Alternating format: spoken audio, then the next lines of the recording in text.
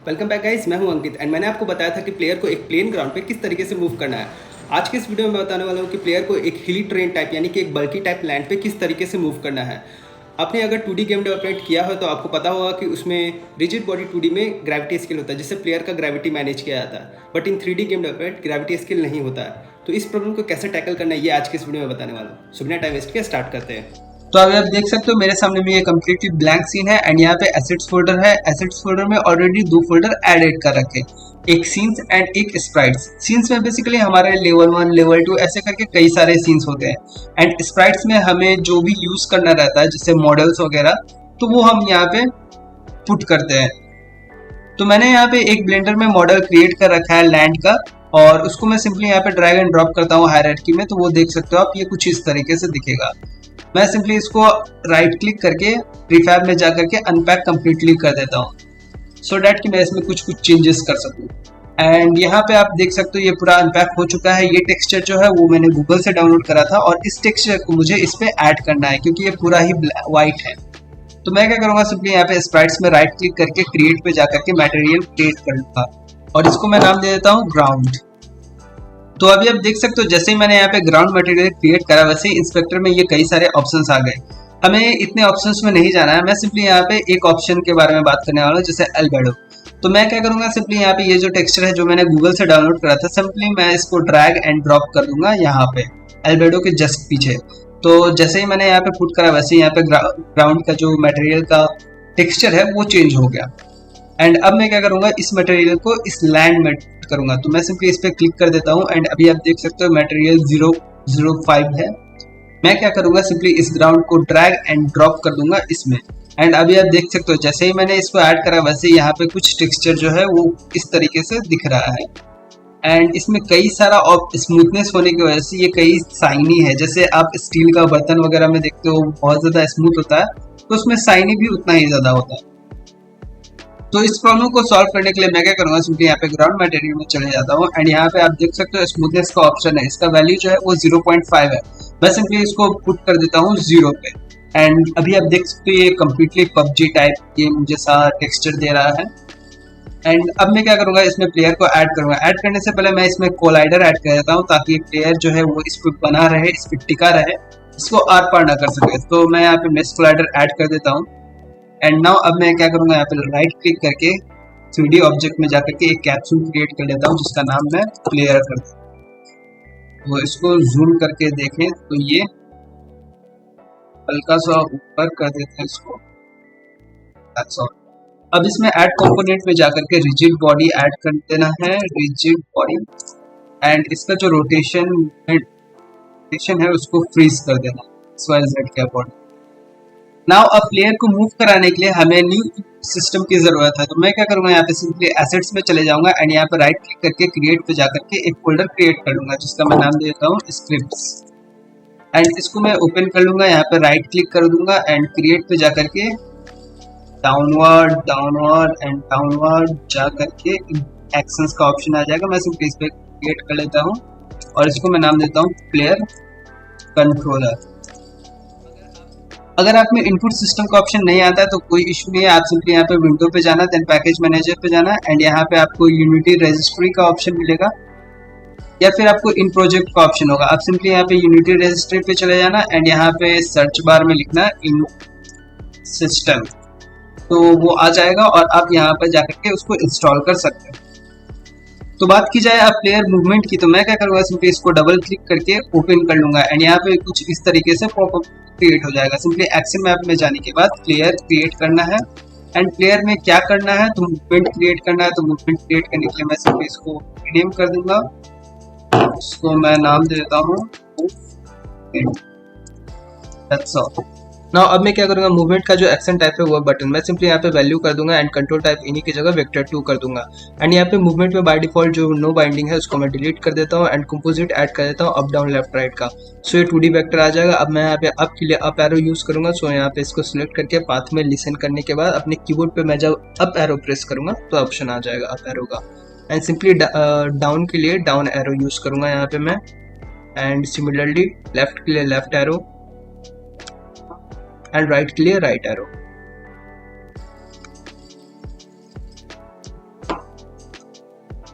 सो अब मैं इसको सेव कर देता हूँ। अब आप यहाँ पे इंस्पेक्टर में देख सकते हो जनरेट सी शार्प क्लास का ऑप्शन है। मैं सिंपली इसको टिक करके अप्लाई कर देता हूँ एंड जैसे ही मैं अप्लाई करूंगा वैसे ही यहाँ पे एक स्क्रिप्ट क्रिएट हो जाएगा प्लेयर कंट्रोलर के नाम से। ये सिंपली करता क्या है, इनपुट एक्शन में जितने भी वैल्यू हमने चेंज करे थे उसको स्क्रिप्ट के फॉर्म में क्रिएट कर देता है। सो आफ्टर कंपाइलेशन मैं क्या करूंगा, अब सिंपली यहाँ पे स्क्रिप्ट फोल्डर में एक और स्क्रिप्ट ऐड करूंगा जो क्या करेगा, इस प्लेयर कंट्रोलर वाले स्क्रिप्ट को एक्सेस करेगा। सो मैं यहाँ पे राइट क्लिक करके क्रिएट पे जाकर के एक सी शार्प स्क्रिप्ट क्रिएट कर लेता हूँ जिसका मैं नाम देता हूँ प्लेयर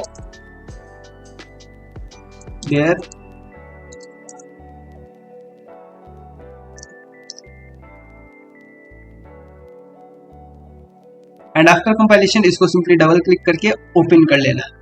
सो स्क्रिप्ट जो है वो ओपन हो चुका है। मैं बेसिकली इसको डिलीट कर देता हूँ एंड मैंने जो स्क्रिप्ट क्रिएट करा था प्लेयर कंट्रोलर वाला उसको मैं यहाँ पे एक्सेस करूंगा। सो यहाँ पे private player controller P controller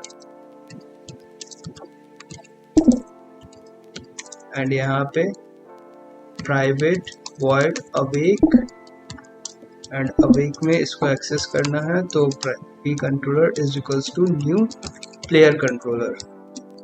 so मैंने इसको यहाँ पे एक्सेस कर लिया। अब इसको इनेबल और डिसेबल भी करना है तो उसके लिए मैं यहाँ पे private void on enable and just इसके बाद private void on disable.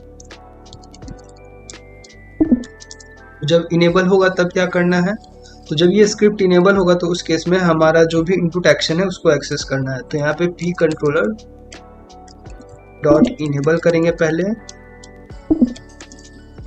Then P controller dot player dot movement dot performed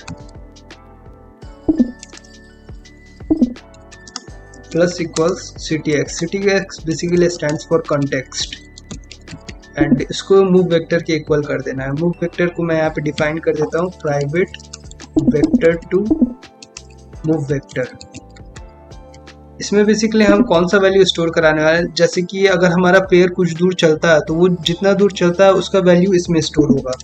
तो इसको मैं यहाँ पे ctx dot read value and इसमें मैं वेक्टर 2 पास करूंगा एंड देन इसको क्लोज।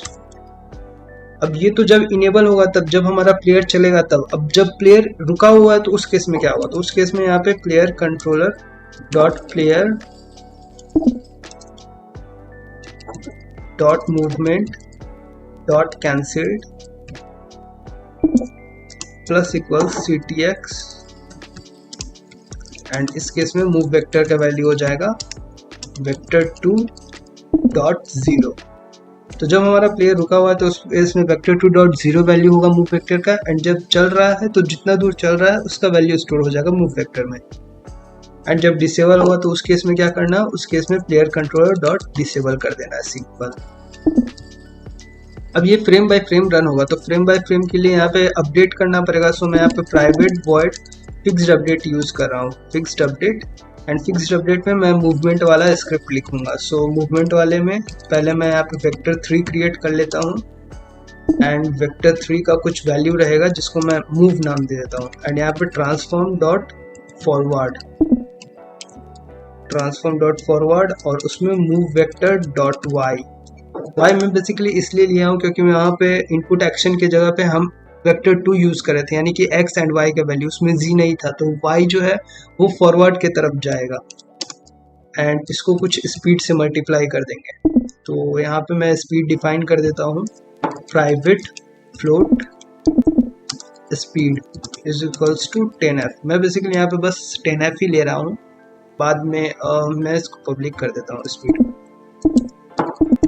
ताकि मैं इसको डायरेक्ट एडिटर से चेंज कर सकूँ। एंड यहाँ पे सेमी कॉलन। अब मुझे प्लेयर को मूव कराने के लिए आरबी का जरूरत पड़ेगा, मीन्स रिजिड बॉडी का। तो मैं यहाँ पे रिजिड बॉडी डिफाइन कर दूंगा। So private rigid body RB and private void awake, sorry awake नहीं, start RB is equals to get component rigid body.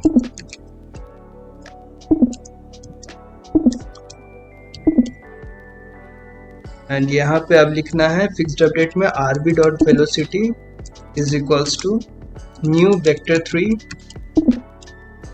And vector 3 में x का वैल्यू सही रहेगा मूव डॉट एक्स। वेक्टर 3 है, चूंकि हम लोग यहाँ पे वेक्टर 3 ले रहे हैं तो इसको वेक्टर 3 x y z लिखेंगे। तो यहाँ पे मूव x हो गया। y की केस में क्या होगा, तो वेक्टर 3 के फॉर्म में y जो है वो अपवर्ड की तरफ होता है, तो अपवर्ड हमें नहीं चाहिए।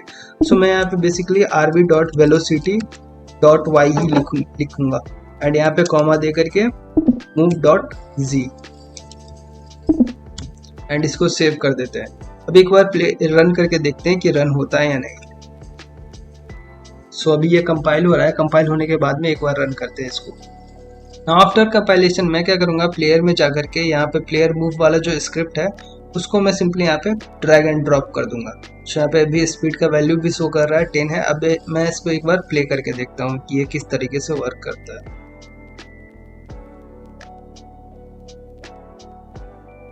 सो मैं अभी फॉरवर्ड कर रहा हूँ तो प्लेयर फॉरवर्ड की तरफ सक्सेसफुली मूव कर रहा है। बट अभी आप एक इशू देख सकते हो, ये बहुत ही ज़्यादा जंप कर रहा है। तो ये जैसे जैसे हम स्पीड का वैल्यू चेंज करेंगे वैसे वैसे इसमें चेंजेस आएगा। जैसे अभी स्पीड का वैल्यू 10 है, अगर मैं इसको 5 कर दूं तो देखना, तो अभी आप देख सकते हो ये बिल्कुल ही लैंड के अकॉर्डिंग मूव कर रहा है एंड ये कहीं कहीं जंप भी कर रहा है। तो मैं इसमें स्पीड में और थोड़ा चेंजेस कर देता हूँ। आई थिंक 4 ज़्यादा सही रहेगा एंड अब मुझे सही लग रहा है। बट यहाँ पे फॉरवर्ड बैकवर्ड तो हो रहा है लेकिन ये मूव नहीं हो रहा है लेफ्ट राइट के तरफ। तो मैं यहाँ पे लेफ्ट राइट की तरफ रोटेट करना चाहता हूँ इंस्टेड ऑफ मूव। तो जिस तरफ प्लेयर का फेस रहेगा उसी तरफ मूव करेगा। तो रोटेशन के लिए मैं यहाँ पे एक वैल्यू क्रिएट करता हूँ, प्राइवेट फ्लोट टर्न। इसका मैं टर्न नाम दिया हूँ एंड यहाँ पे मैं लिखूंगा टर्न इज इक्वल्स टू, चूंकि मुझे एक्स एक्सिस के अकॉर्डिंग रोटेट करना है तो मैं यहाँ पे मूव वेक्टर डॉट एक्स लिखूंगा एंड इसका कुछ रोटेशन का स्पीड होगा तो मैं यहाँ पे रोटेशन स्पीड लिख देता हूँ एंड इसको मैं मल्टीप्लाई कर देता हूँ टाइम डॉट फिक्स डेटा टाइम से एंड रोटेशन स्पीड यहाँ पे डिफाइन कर देते हैं। सो यहाँ पे private float rotation speed is equals to 5f। अभी के लिए मैं बस 5f दे देता हूँ एंड इसको मैं पब्लिक कर देता हूँ, मैं प्राइवेट नहीं, पब्लिक ज़्यादा सही रहेगा। एंड अब मुझे यहाँ पे क्वार्टरनियन यूलर का यूज़ करना है तो मैं यहाँ पे quaternion turn rotation is equals to quaternion dot Euler X axis के अकॉर्डिंग 0, वाई एक्सिस के अकॉर्डिंग रोटेट करना है तो मैं यहाँ पे टर्न लिखूंगा सिंपली एंड जी एक्सिस में 0 एंड यहाँ पे रिजिड बॉडी के अकॉर्डिंग रोटेट करना है। सो मैं यहाँ पे क्या लिखूंगा, RV dot move rotation and यहाँ पे टर्न रोटेशन जो हमारा क्वार्टरनियन है वो into RV dot rotation. So इतना तो हो गया हमारा सारा कुछ। अब एक बार प्लेयर को रन करके देखते हैं क्या रिजल्ट आता है। सो ये हमारा कंपाइल हो चुका है। अब मैं इसको रन कर रहा हूँ और प्लेयर को यहाँ पे पहले सिलेक्ट कर लेते हैं। यहाँ पे स्पीड शो कर रहा है बस ओनली। मैं इसको मूव कर रहा हूँ तो 10 का स्पीड है क्योंकि मैंने वहाँ पे स्क्रिप्ट में स्टार्टिंग में ही स्पीड का वैल्यू 10 कर दिया था। इसको मैं सिंपली ड्रैग एंड ड्रॉप करता हूँ, अभी रोटेशन स्पीड आ जाएगा तो मैं इसको रिमूव कंपोनेंट एक को रिमूव। अभी आप देख सकते हो स्पीड जो है वो 10 है एंड रोटेशन स्पीड 5 है। तो मैं यहाँ पे स्पीड का वैल्यू 4 कर देता हूँ एंड रोटेशन स्पीड 5 है। मैं सिंपली यहाँ पे अब प्ले कर रहा हूँ तो मूव हो रहा है, फॉरवर्ड बैकवर्ड सब जा रहा है अच्छे से। लेफ्ट मूव कर रहे हैं तो काफ़ी ज़्यादा ही स्लोली मूव हो रहा है। सो मैं यहाँ पे रोटेशन स्पीड थोड़ा सा इंक्रीज कर देता हूँ अराउंड 100। अब एक बार देखते हैं। सो ये काफ़ी ज़्यादा ही स्पीड में होने लगा है। मैं इसको अराउंड 80 करके देख रहा हूँ। जिस तरफ अभी मूव करेगा उसी तरफ प्लेयर का फेस भी मूव होगा। अभी अगर मैं इस तरफ मूव करता हूँ तो प्लेयर का फेस जो है वो एकदम फॉरवर्ड ही के तरफ ही होगा। सो मैं अगर मूव करूँगा तो ये कुछ इस तरीके से मूव। अगर मैं वापस से बैक करूँ तो ये ऐसे फॉरवर्ड बैकवर्ड लेफ्ट राइट।